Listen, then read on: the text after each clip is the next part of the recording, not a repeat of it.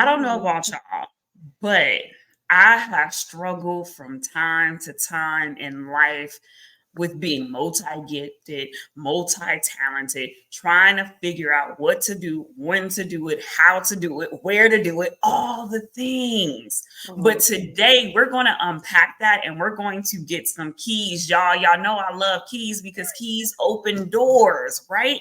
We're going to get some keys on how to live and balance our lives being multi-gifted without compromising our authenticity. You all know who I am. I am attorney Jamila Moore, the entrepreneur's attorney and business strategist. I'm gonna help you start your business. I'm gonna make sure it's structured right. But I'm also help you legally protect it through trademarks, contracts, and copyrights because y'all be out here riding dirty. But we know today is for the entrepreneurial mind because it is about us being whole and balanced entrepreneurs. We're not going to be wealthy and unhealthy, right? We're not going to be wealthy and have like this stinking thinking. And today we have a special guest with us. Her name is Jamella. Y'all know I'm Jamila. Jamella. Jamella, tell people about yourself. So I am a wife, I am a mother, I am actually a grandmother as well. I am the corporate entrepreneur, I am a daughter, I'm a sister, I'm a friend. I am all the things. I am a future millionaire. I am a lipstick brand owner. I am a business mentor. I am a mentor in real life. I have a ton of labels. So we see right here, right now, multi-talented, multi-gifted, and somehow you're balancing it all. And I want to lean in here because sometimes when you are married, you're like, even just being a parent, it's hard for some people to even do one extra thing outside of that. And so how have you balanced that over the years?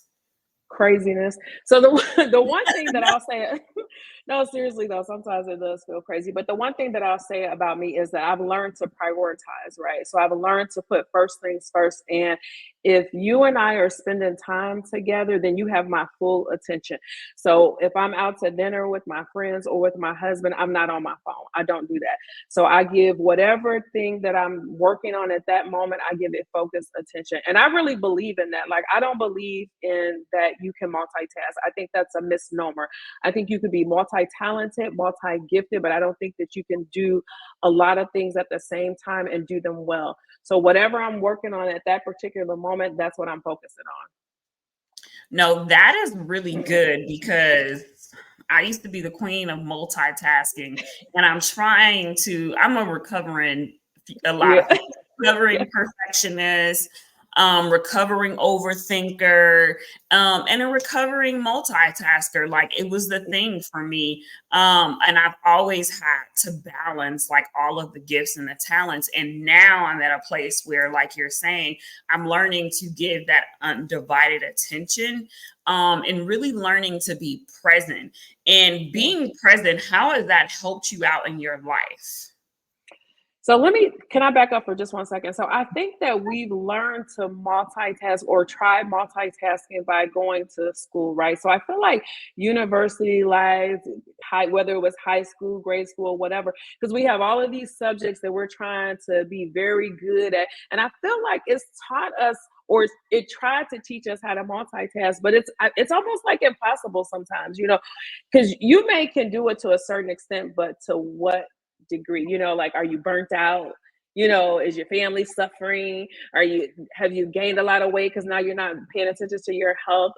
So I think it's a societal thing, right? So they try to teach us, like, because even when you go on job interviews, don't they ask you, well, are you good at multitasking? No, I'm not. Nobody is, So it's like, no.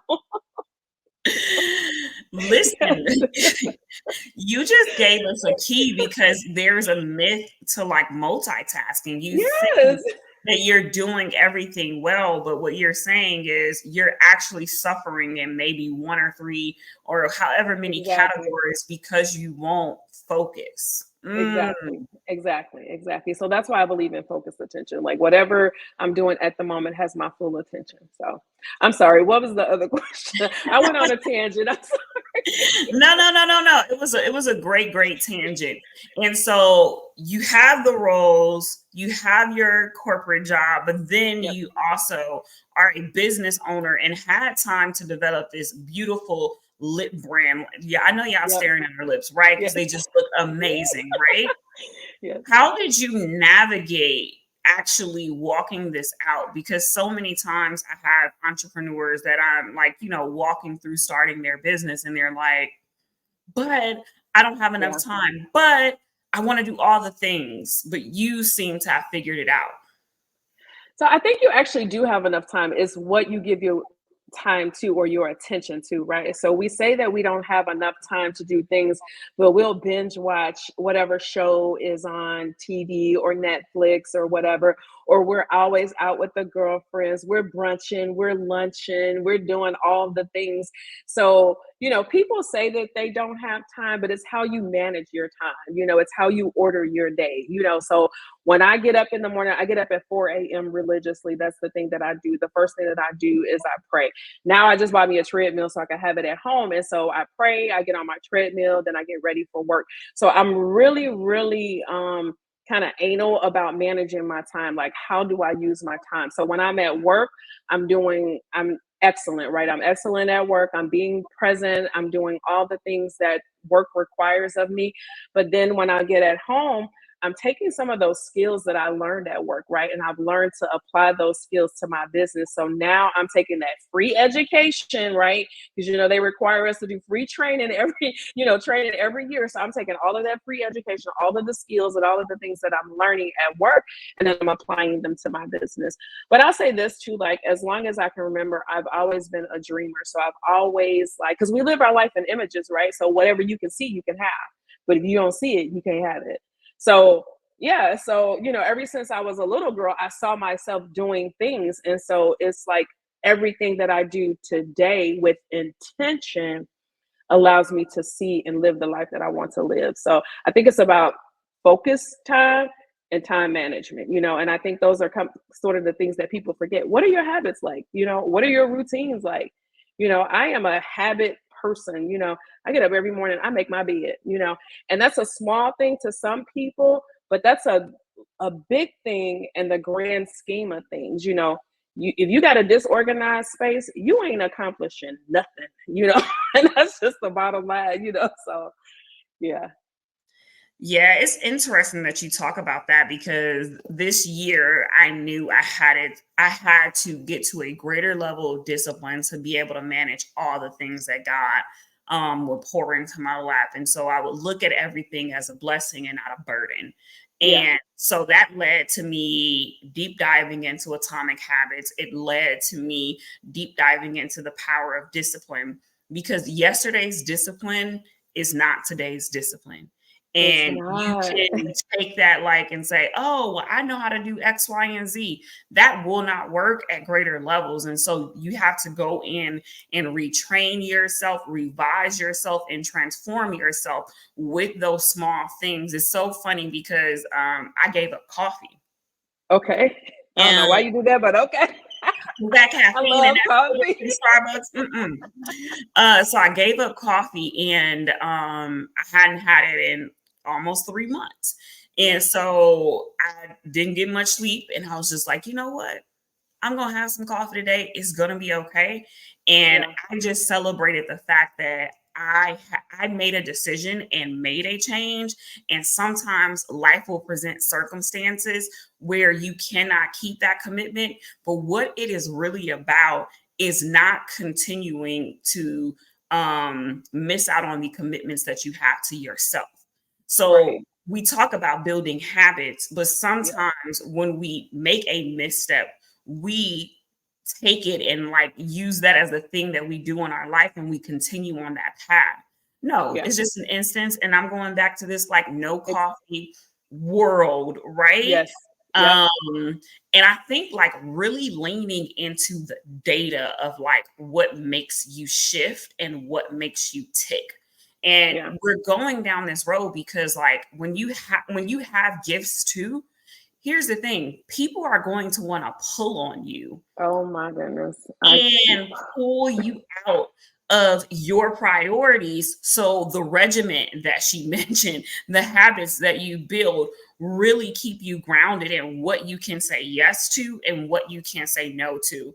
And Yeah. so how have you navigated just making sure you didn't get any of those pulls? So it honestly, it has been a challenge over the years because what I felt like was that I was, or not what I felt like, what I discovered is that I was a people pleaser, right? So anyone who wanted to attach themselves to me and make me their friend, now understand what I'm saying? Make me their friend. I don't necessarily want to be their friend, but they want to make me their friend. And so what happened was, because I didn't want to be seen as the mean girl, because I've always embodied like the spirit of excellence.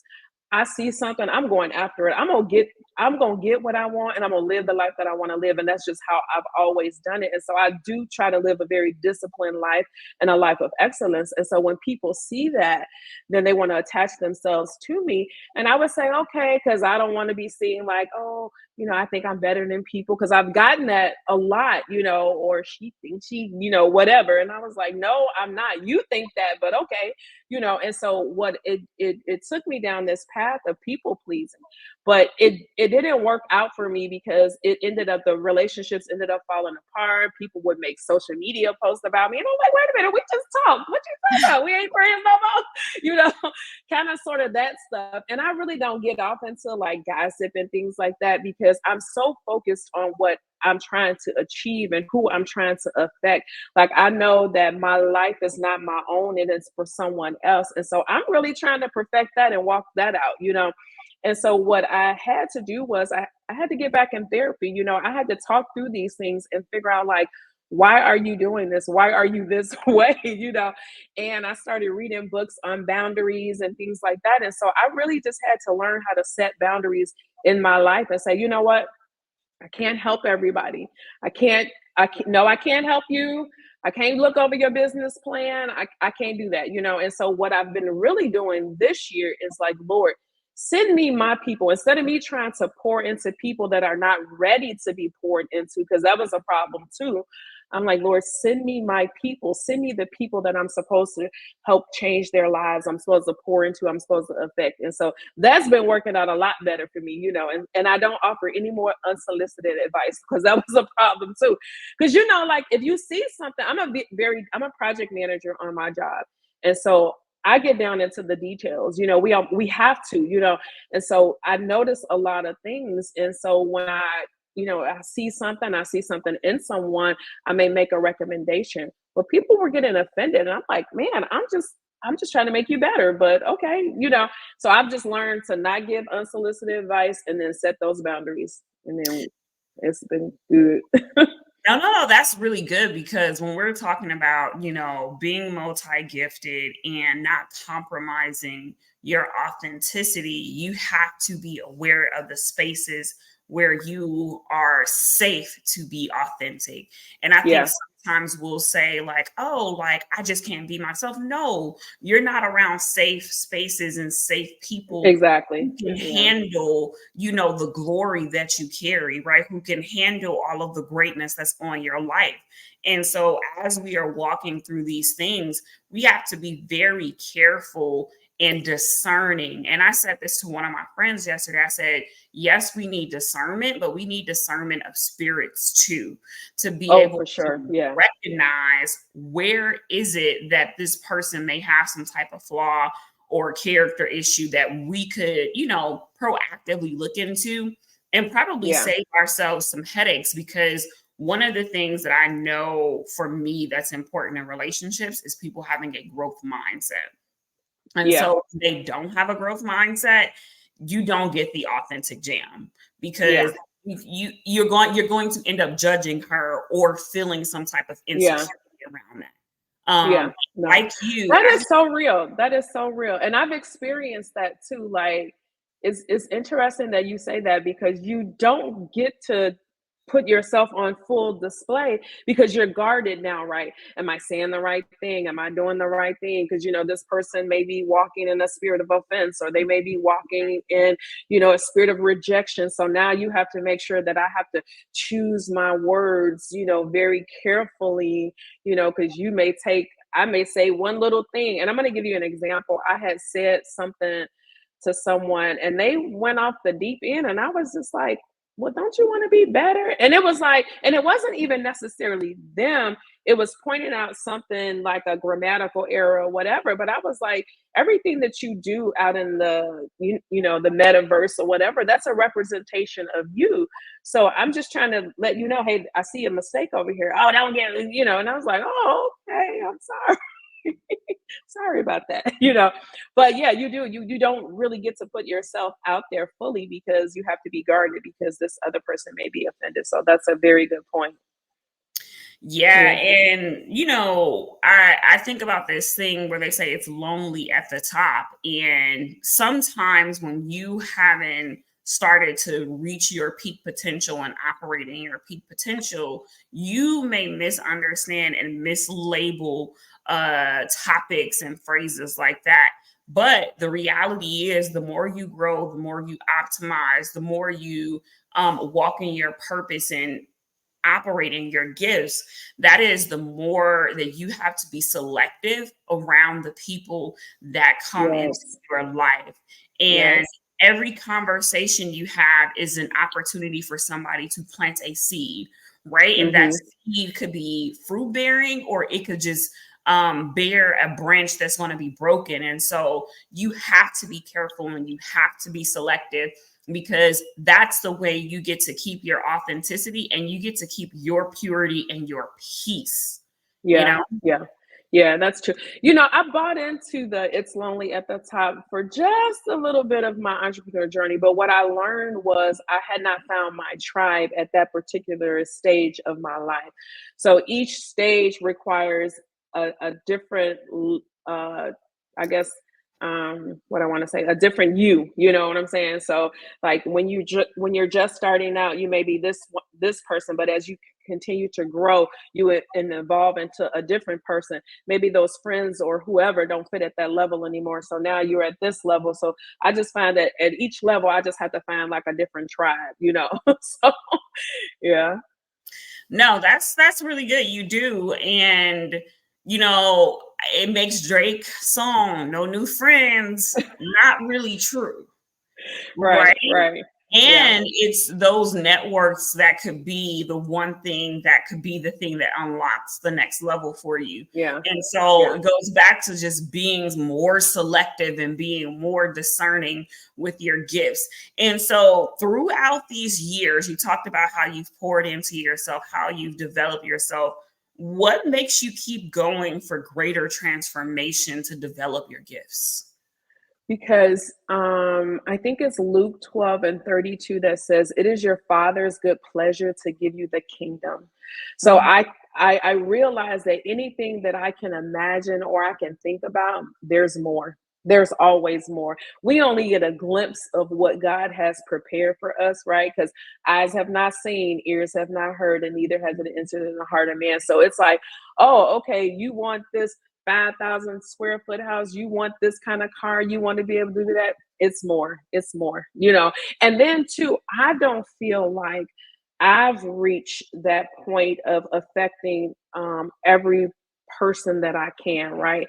I know that there's so many more young girls, young women, little girls, teenagers, young adults that I can pour into as I continue to grow, as I get older. There's so many more people out there that I can affect and I can touch.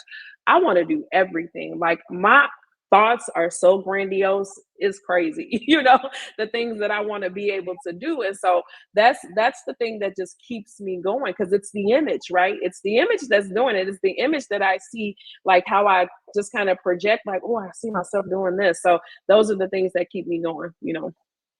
Yeah, no, that's really good. And I like how you keep framing things in images and what we see, right? And actually latching on to belief And then after you have that belief, then taking the faith steps to take action to Yeah. bring that into manifestation into the natural realm. And so really great keys, because sometimes when you are so multi-gifted, you are so goal oriented, that middle passage can get rough. Like Yeah. it can get like, I know you said this, I know this is going to happen, but how long is Yeah. it going to take? And Yeah. I remember reading some type of commentary or something like that. And it took Noah 75 years to build that ark. 75 Yes. years of people Yeah. thinking you crazy. 75 years of your wife asking you, like, you sure you heard from God? Like, Yeah. and he kept going. How have you, had to muster that strength? And I'll share my stories about Yeah. it too. But how have you navigated that middle passage?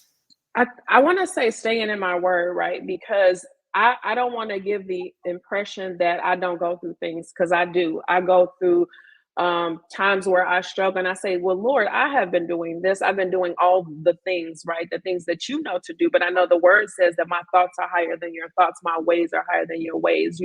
And the Bible says that one day with the Lord is like 1,000. So it's like, okay, Lord, well, maybe it's going to take 1,000 years. But I think what I do, I continue to stay in my word. That is, my faith means a lot to me. And so I did not grow up in church, but I got saved at a very young age. And so, around 19 or 20.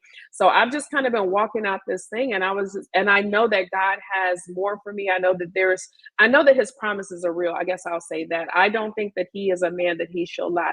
And so whatever his promises say, I believe it. I believe that he's going to do it. And if there's a delay, that means there is something that he's still working out in me. He's still perfecting me, which I just learned recently. I was like, oh, okay. I thought I was over something, a situation happened. I thought I was over it, and I'm not over it. And so, and I'll share what it is. So my mom is going through, my mom has lung cancer and she has brain cancer. And so having to be the sole caregiver for her, because I do have a sister, but she lives in Virginia. So having to be the sole caregiver for my mom, it brought up a lot of residual hurt, a lot of pain, a lot of frustration and unforgiveness, quite frankly, that I thought that I had worked out in therapy, and I did not. But what I will say is that, again, like how I said before, you become a different version of yourself as you go from level to level. Well, clearly God had to show me through this situation that you're not as healed as you thought you were. You haven't forgiven her like you thought you did. So staying in my word, making sure that I guard my eye gate and my ear gate. That's important to me. I don't watch TV, and I try to limit the amount of things that I watch on social media. I'm very selective about what's in my ear, and what I see. Because that image, again, if you think about the image, and the reason I keep talking about the image is because remember when the children or whoever they were trying to build the Tower of Babel, and God says that nothing will be withheld from them that they imagine to do. So whatever you can imagine to do, you can do it. And so that's why I would really believe that we live our life according to the image that you can see. So it's staying in my word, staying around people that, like you said before, have a growth mindset, that want to do better, that want to walk in excellence. So, but it gets rough at times. I mean, I'm not going to give that illusion that it doesn't. It gets rough. It does. It gets rough. Yeah. Yeah, you really dropped a key that people have to lean into. And one, I know the type of people in this I am community, and we're going to be sending up prayers for your mom and for you and Thank for you. everyone, because we do know who the healer is. Yes.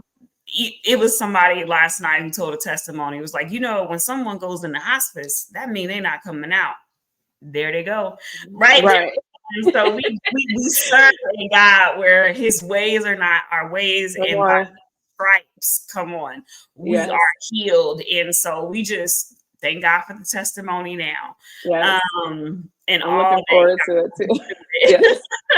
Yes. I'm looking forward Look, to it. I done went down a rabbit hole and I gotta bring it all back.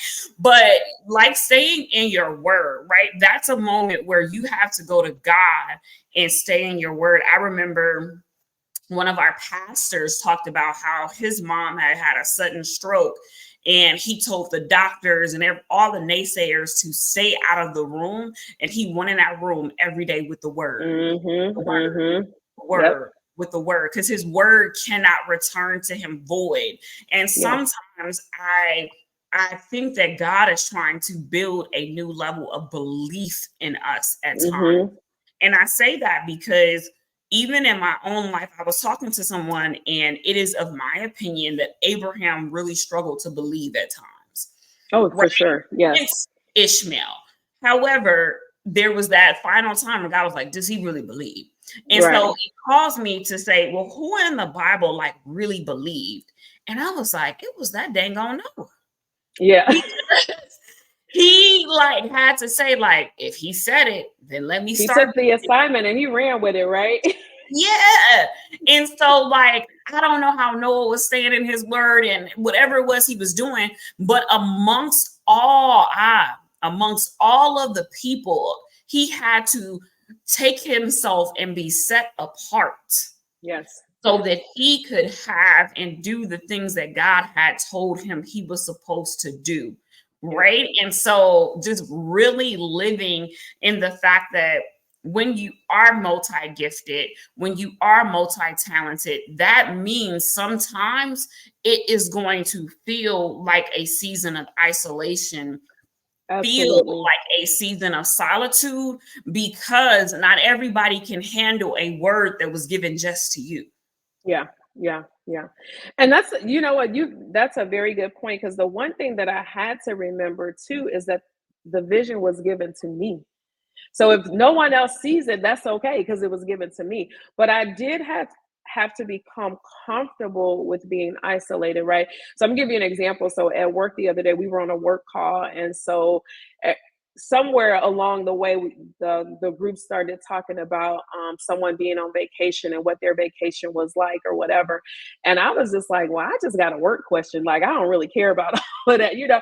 And so I just chimed in. I was like, you know, not to interrupt what y'all got going on, but what about this over here, you know? And I asked my question, but because I'm very focused, I'm at work to work. That's what I'm there for, you know. So I got stuff to do. We'll say that for, you know, later at the lunch table or whatever.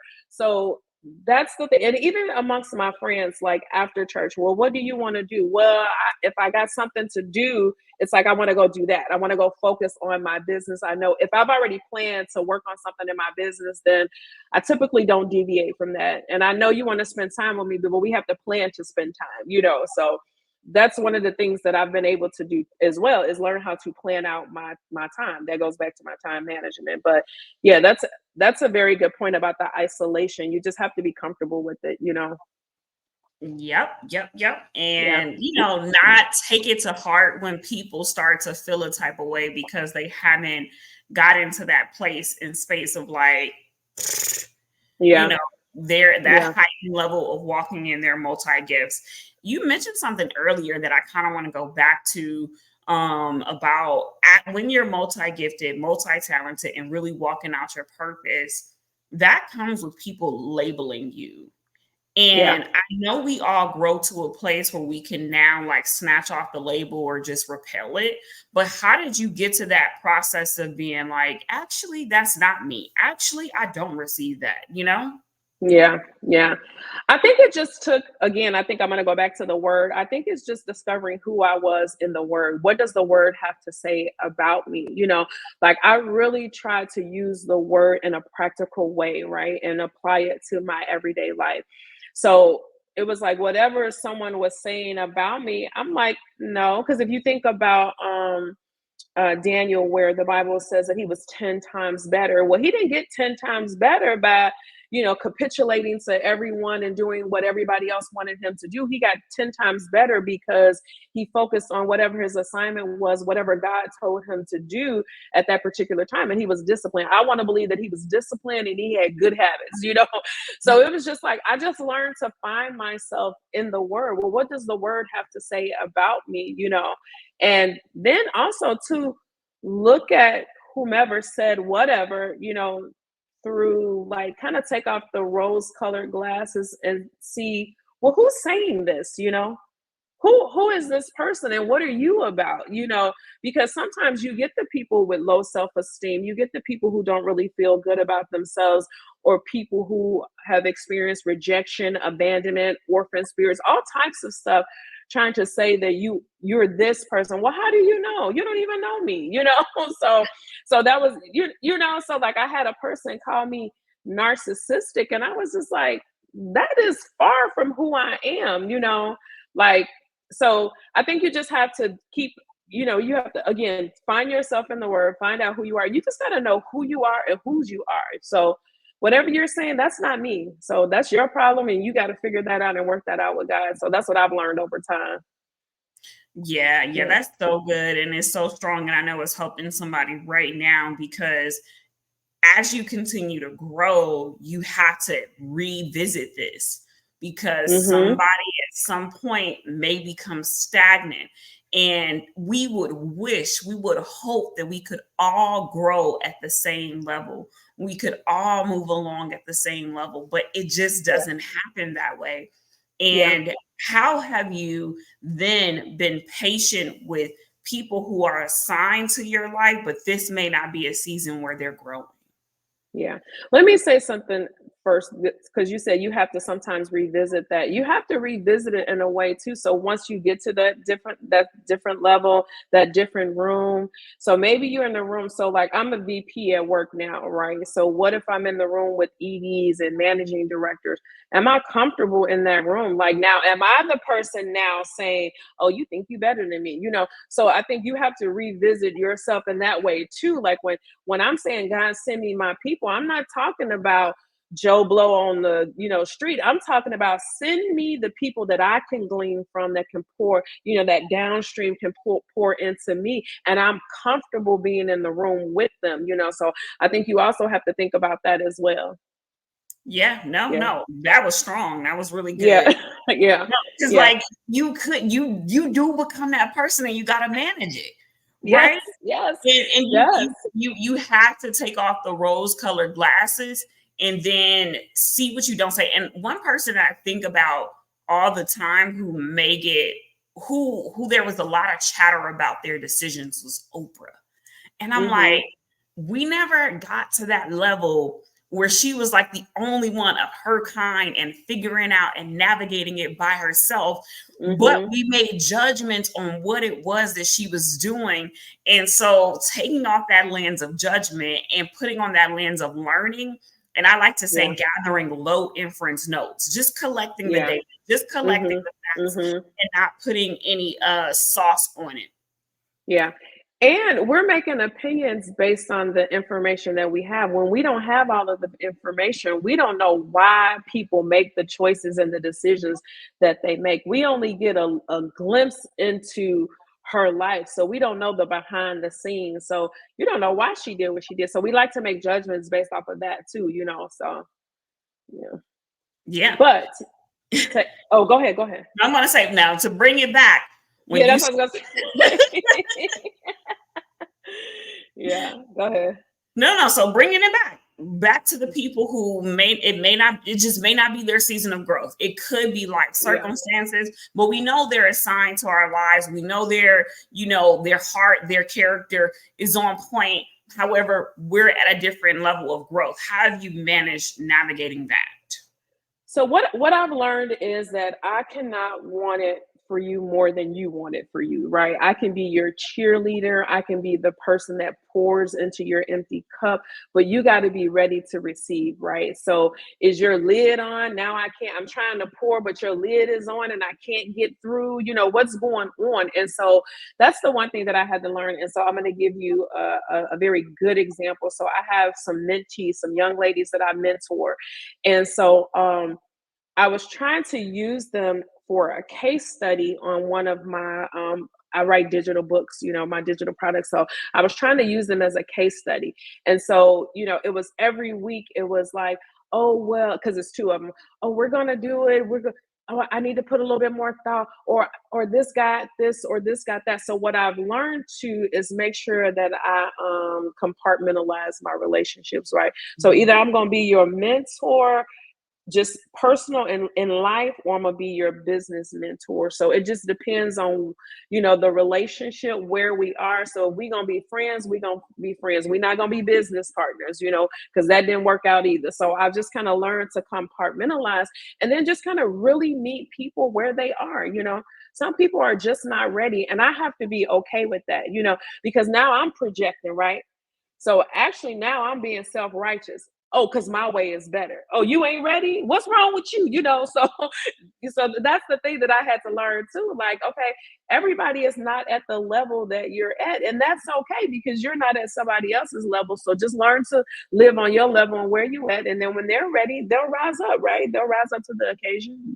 It'll get there. But I'm a firm believer that you can't force people to go to the next level. They got to want to go to the next level. They got to be hungry for the next level, whatever that is, so. Yeah, no, that's really good. And so if you could leave the audience with one final thought as it relates to balancing being multi-talented, multi-gifted without compromising your authenticity, what would it be? Don't follow the trends. Like, you got to be who you are, because the trends will have you doing, saying, and being things that are not you. And that's the one thing that I've learned. So like, even trying to build my brand, like on social media and things like that, I was doing things that were just kind of going along with, what everybody else was doing. But when I decided to do, what, I'm going to build this business according to biblical principles, because that's another thing that people forget. The Bible is rich with biblical principles on how to run a business. So you don't have to run to the world, run to the word, And so I just think about, yeah, right. So my final thought would be, just don't follow the trends. Be who you are. It'll work out. And just have some, you got to be long suffering too, right? You got to be patient. We want, in this microwave society, this digital age, we want everything. We got self-driving cars, we got DoorDash, everything else or whatever, because we want it right now. But the Bible says that wealth is built little by little. So it's over time. So that tells me it ain't gonna happen tomorrow. If I do it today, it's not gonna happen tomorrow. So again, don't follow the trends, and then find some biblical principles to learn how to build your business and build your life. We thank you so much Yeah. for sharing Yes. today, Jamella. You can Yes. connect with her via email. You see the email on the screen, or with her on IG. It's also in the description. And for those of you all who are business owners and you need to protect it, if you don't own a trademark, I'll talk to you about that. You're riding dirty, don't have some stuff together, your copyrights, your contracts. But I'm not saying that in a joking way. I'm saying that because in reality, that is a part of your wealth, and it's an asset that you could sell, that you could license and do so many things with. And sometimes y'all just don't know what you don't know. But what you don't know does hurt you. So, y'all, it's been another episode. Thank you for sticking it out with us. Like, share, subscribe, share this with someone. And always remember to believe more, to be more, and to do more. Take care, everyone. Yes.